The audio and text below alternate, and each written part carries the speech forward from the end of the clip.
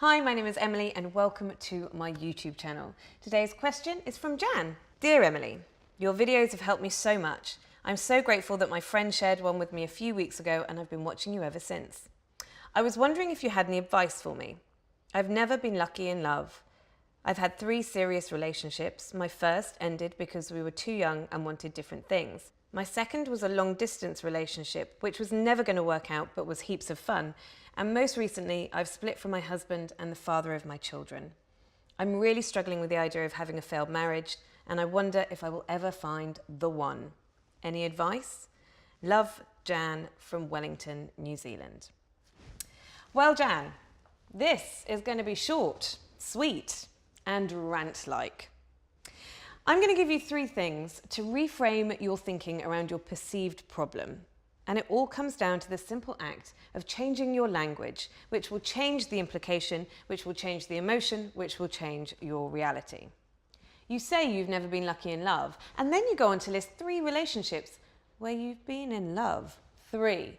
None of them ended horrendously as far as your message tells me, although I will admit that when any relationship ends, it's normally fucking horrific for a period of time, even if it was totally amicable. But to identify yourself as someone who is unlucky in love, because you've had 3 loves in your life? Nah, leave your pity party, mate. I'd say that having 3 meaningful relationships means you're totally lucky in love. You have the ability to connect, to take chances, to receive, and even more importantly, to know when something is over or no longer serving you. You've had fun in these relationships by your own admission, and you've been given the gift of children. Now, the reason you think you're unlucky in love is because you're not currently wearing glass slippers, sitting in a pumpkin and snogging the face off some dude, first name Prince, second name Charming. Basically, you're buying into the concept that love is a lifelong fairy tale and anything other than that is unlucky. Which brings me to my second point. The language of failed marriage. Let me give you my definition of a failed marriage. It's a couple who stay together in hatred because of fear.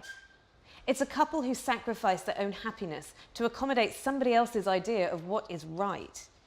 It's a couple who once loved each other enough, or thought they did at the very least, to exchange marriage vows, only to find that years later they have nothing in common anymore and actually now kind of despise each other, but holy fuck, they made that promise in front of Aunt Maud, who would turn in her grave if she even heard the word divorce, so hey, let's just sleep in separate rooms and concentrate all of our time and energy in making each other as desperately unhappy as possible until one of us finally fucking croaks it. We need to put down this bullshit idea that a relationship is only successful if it ends in death. I mean, maybe back in the day when women weren't allowed to vote and we all died at the age of 35 because the Black Plague came and got us. But fuck, that was also the time before Facebook. It was a different world, different rules. So put down your Victorian paradigm, and when I talk about a paradigm, I mean it's a collection of thoughts, beliefs, memories, ideas that make up your reality, and instead try using this language. Your relationship concluded. Like all things do. Nothing is permanent in this life. I'm not permanent, you're not permanent, the current season of Love Island, thank fuck, is not permanent. And in today's society, relationships conclude if a couple evolve and grow separately and not together. Now, I'm not saying that relationships can't last until death. They can. They take work, but they can. But if yours didn't, and you tried, it's not because you failed. It's because you had the strength to recognize that, like the seasons, we humans change. And with that, so do relationships. In my world, if you loved and you were loved and you learned something, that's a successful relationship.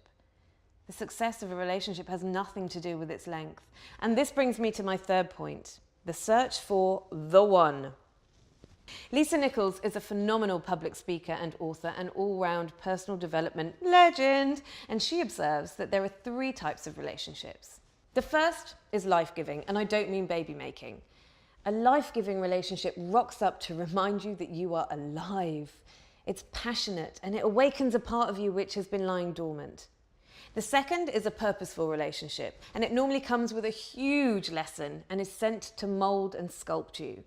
It can hurt, as lessons often do, but it's always for your greater good should you choose it to be. And the third type of relationship is a lifetime relationship. But maybe your lifetime relationship won't be a romantic one. Maybe there's more than one because they're platonic, it's a friendship or the relationship you have with your kids. But know this for sure, you will always be in a lifetime relationship with you. So, Jan, for now, be kind to yourself, practice compassion and nurture your soul so that you can fall deeply in love with you. And once you've recognized that you are the one that you are seeking, you'll open yourself up to receive amazing love from another person for as long as it is destined to last. I do trust that that has helped. So let me know what you thought of this video. Pop a comment below and make sure that you subscribe, and feel free to share it with a friend who needs to hear it. If you want next level stuff, head to Facebook. I have a page, Emily Chadbourne, which you should definitely like and follow. I also have a group where I run short free courses, That Crazy Thing Called Life.